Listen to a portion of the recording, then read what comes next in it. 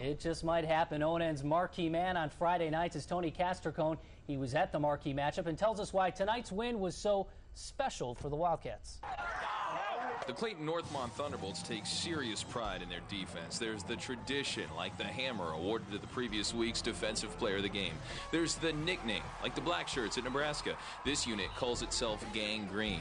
And then there's the talent, with future Buckeyes C.J. Barnett hunting down the opposition.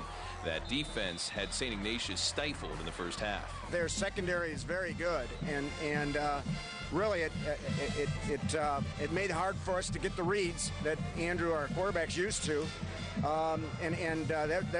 They're using their athleticism extremely well. You know, it was pretty good. I mean, they were stuffing our offense almost every play. Our offense had about 4 starting linemen out, so it's pretty tough. We're just getting some new guys in there, and hopefully we'll bounce back. So with the offense struggling early, the Wildcats had to rely on special teams, and boy, did they ever. They blocked the Bolts' first kick and ran it back for a score. Then senior Frankie DeSico stole the show. His punt returns put Ignatius in great field position time and time again, setting the Wildcats up with a short field and some easy scores. Holes were definitely a lot bigger this week than they were last week, but yeah, I definitely have to credit my punt return team. They did a good job blocking for me. So Frankie is a fearless competitor.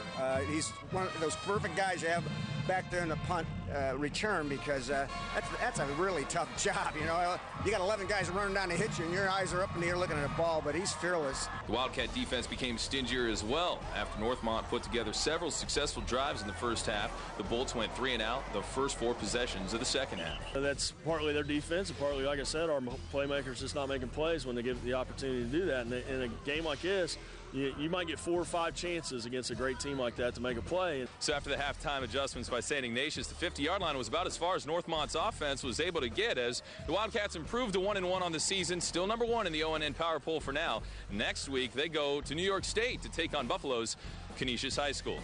For the Grange Insurance High School Sports Site, I'm Tony Castricone. Tony, great job. Coming up next.